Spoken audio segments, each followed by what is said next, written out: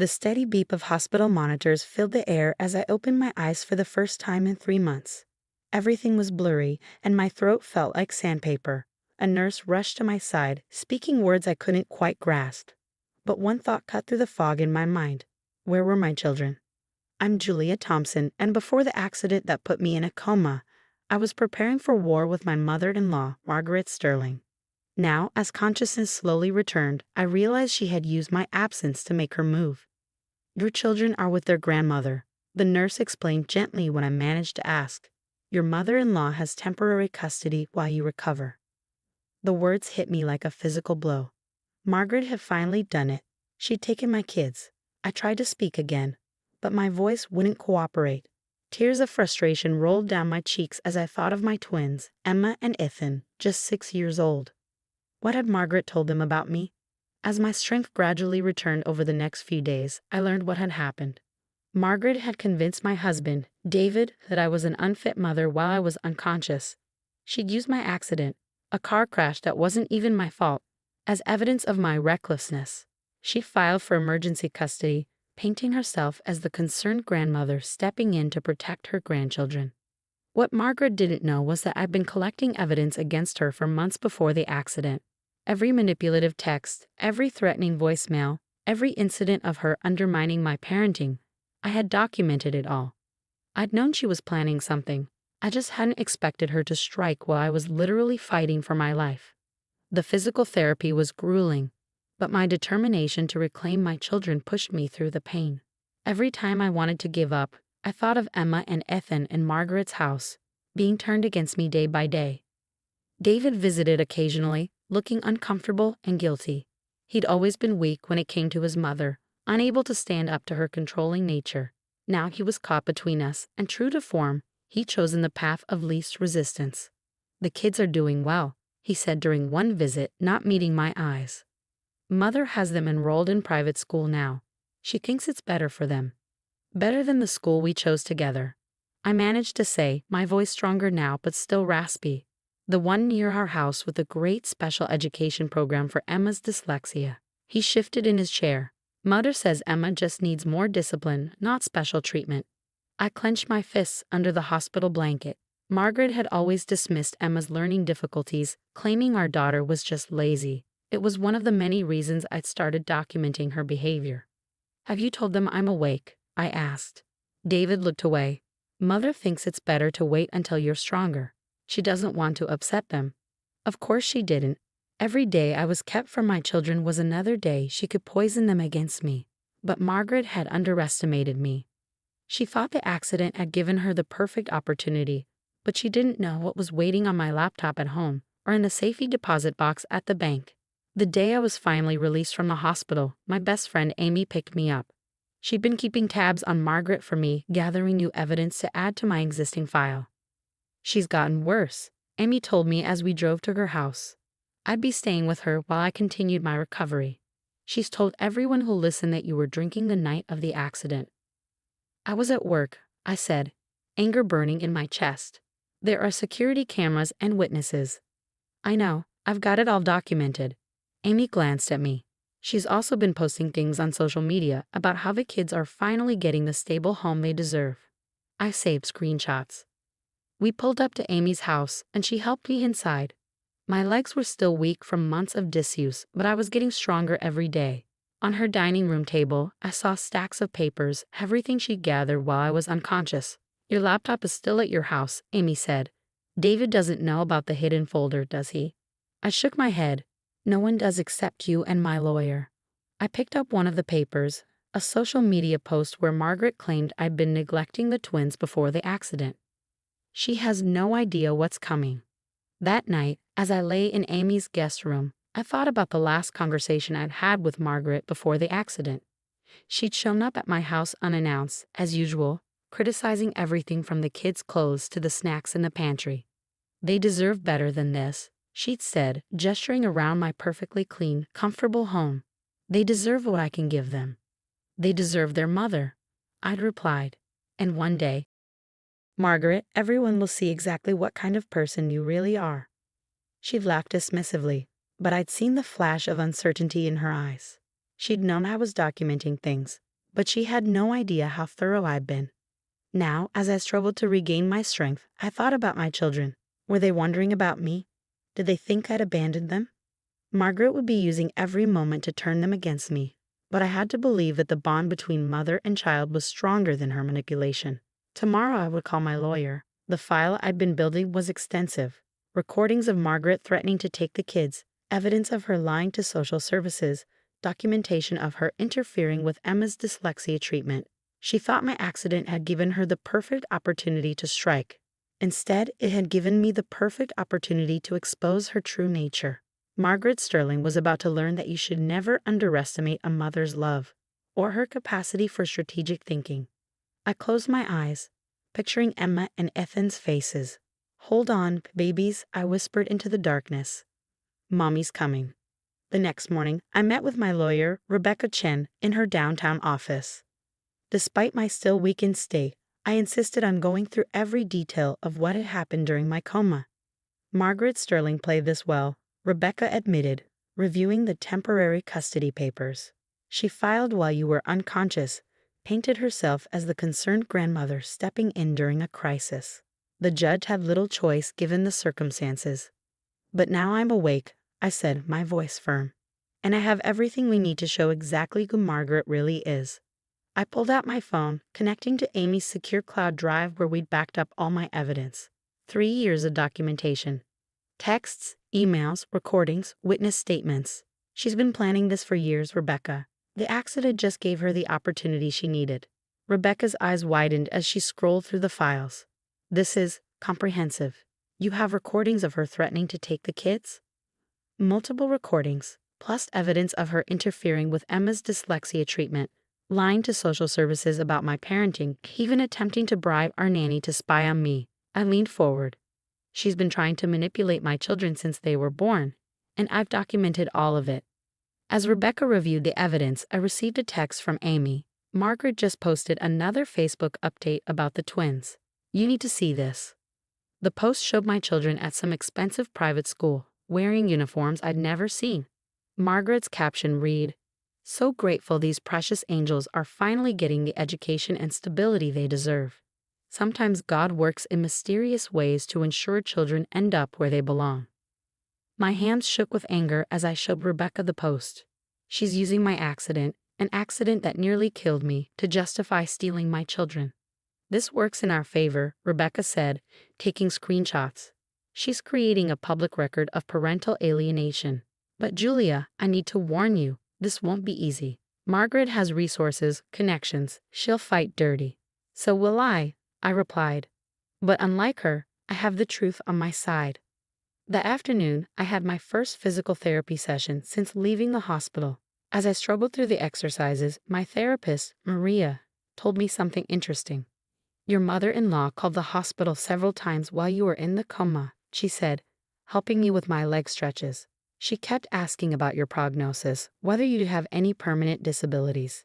She seemed disappointed when we told her you were expected to make a full recovery." I filed this information away, adding it to my mental list of Margaret's manipulations. She'd probably been hoping I'd be too impaired to fight back. Later that day, David came to Amy's house. He looked tired, older somehow. "The kids ask about you," he said softly. "Mother tells them you're still too sick to see them." "And you let her?" I couldn't keep the bitterness from my voice. "They're our children, David, not hers."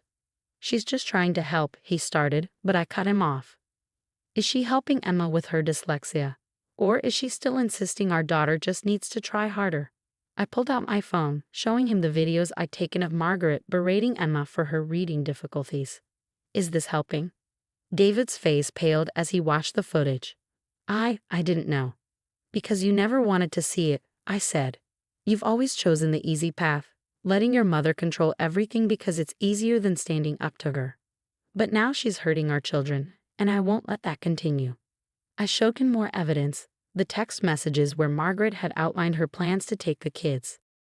The recordings of her threatening me when she thought no one was listening. With each revelation, I saw the carefully constructed image of his perfect mother crumbling. "She's not who you think she is," I said quietly, "and deep down you've always known that." He left looking shaken, and I knew Margaret would notice his distress. She demanded to know what I'd said to him, tried to reassert her control. Let her. The cracks were already showing in her carefully constructed facade. That evening, I received an unexpected visitor, my former nanny Sophie. She'd quit shortly before my accident, and now I knew why. Mrs. Sterling offered me money to spy on you, Sophie confessed, sitting in Amy's living room. When I refused, she threatened to ruin my reputation, make sure I never worked as a nanny again. I was scared, so I just quit.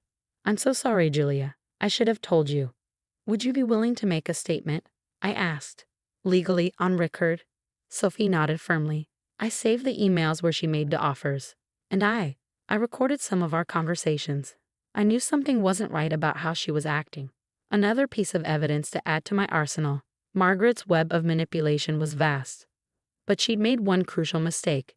She'd assumed she was the only one who knew how to play the long game. As I lay in bed that night, my phone lit up with a text from an unknown number. It was a photo of Emma and Ethan, clearly taken that day. They looked sad, lost. Beneath it was a message. They're where they belong now. Don't make this harder than it needs to be. I showed the message to Amy, who immediately began tracing the number. Margaret's attempt at intimidation had just given us more evidence of her harassment. We file tomorrow, I told Rebecca over the phone. I want my children back, and I want Margaret Sterling to face consequences for what she's done. Are you sure you're strong enough? Rebecca asked. We could wait a few more weeks. I've been gathering evidence against Margaret for 3 years, I replied. I'm done waiting. She thought my accident was her opportunity to take my children. Instead, it's going to be her undoing. I ended the call and looked at the photo of my twins again. Hold on just a little longer, I whispered. Mommy's coming for you, and this time, no one will ever take you away from me again. The next morning would mark the beginning of my counterattack.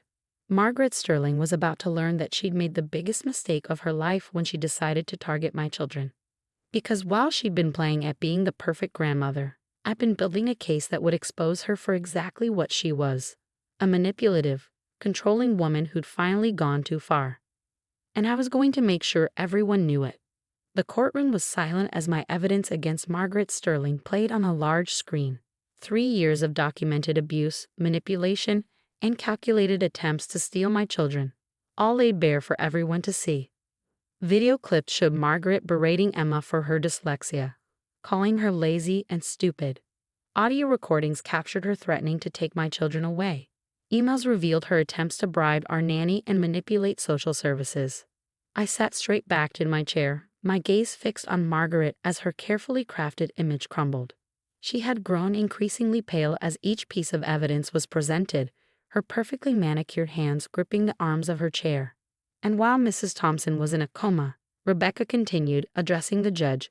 Margaret Sterling didn't just file for emergency custody. She actively worked to prevent any possibility of reunification, spreading lies about Mrs. Thompson's fitness as a mother and attempting to alienate the children from their mother. The judge, a stern-faced woman named Patricia Martinez, had been taking detailed notes throughout the proceedings.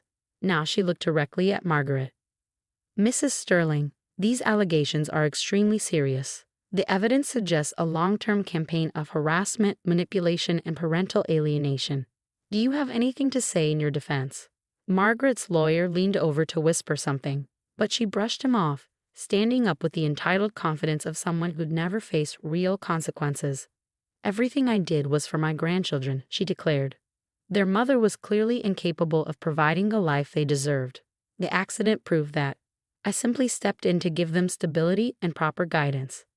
Proper guidance? I couldn't help but speak up. Like telling Emma her dyslexia is fake. Like canceling her therapy appointments because you think she just needs discipline. Like telling my children their mother abandoned them while I was fighting for my life in a coma. Order. Judge Martinez called, though her expression had hardened at my words. The next few hours were a parade of witnesses. Sophie, the nanny, testifying about Margaret's attempted bribery. My physical therapist describing Margaret's disappointment when I showed signs of recovery. Even David, who finally found his backbone and spoke about his mother's long history of manipulation. By the time the judge called a recess, Margaret's composure had completely cracked. I caught her furiously texting on her phone, probably trying to rally her society friends for support. but no amount of social connection could erase the evidence I'd gathered. When court resumed, Judge Martinez didn't waste time. "The evidence in this case is overwhelming," she began. "Margaret Sterling, you have engaged in a systematic campaign of parental alienation and manipulation.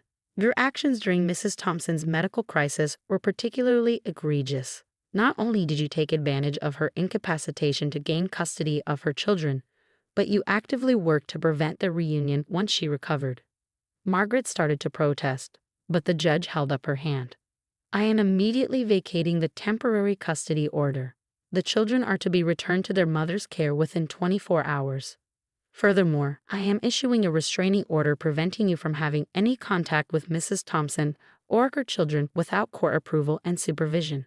The victory was complete, but I felt no joy, only relief and determination. Now came the hard part: helping my children heal from the damage Margaret had caused. When I arrived at Margaret's house with the police and social services to collect Emma and Ethan, I could hear her raging inside, declaring that she'd appeal, that she'd never stop fighting for her children. But then the door opened, and none of that mattered anymore. My babies were there, looking uncertain and confused until they saw me. "Mommy," Emma whispered, her voice small and unsure. I knelt down, opening my arms. "Yes, sweetheart, Mommy's here, and I'm never leaving you again." They ran to me, and as I held them close, I could feel Margaret's poisonous influence beginning to fade. We had a long road ahead: therapy for the twins, rebuilding trust, healing as a family, but we would do it together. David, who had watched the reunion from a distance, finally approached. "I'm sorry," he said quietly. "I should have seen what she was doing. Should have stopped her years ago." I nodded, not ready to forgive him completely but acknowledging his part in helping expose Margaret's true nature. "The kids will need you to be strong now. No more letting your mother control everything." "She won't," he promised. "I've already told her I'm cutting contact until she gets professional help. The kids come first now." As we drove home, really home, to the house Margaret had deemed unsuitable, but that held all our happy memories, I thought about everything that had led to this moment. Margaret had spent years weaving her web of manipulation, thinking she was untouchable. She never imagined that every step of the way I was building my case. "Are we really staying with you now?" Ethan asked from the backseat. "Grandmother said you didn't want us anymore." "Grandmother lied," I said firmly. "I will always want you. You're my children, and nothing will ever change that." Later that night, after the twins were asleep in their own beds for the first time in months, I received one final text from Margaret. "This isn't over." I smiled, taking a screenshot to add to my ever-growing file of evidence. "Yes, Margaret," I whispered to myself, "it is." Because while she had spent years playing the role of the perfect grandmother, I had been gathering proof of the monster beneath the mask. She thought my accident was her opportunity to steal my children. Instead, it had given me the chance to expose her true nature to the world. Margaret Sterling had finally learned the most important lesson of all: never underestimate a mother's love or her capacity for justice.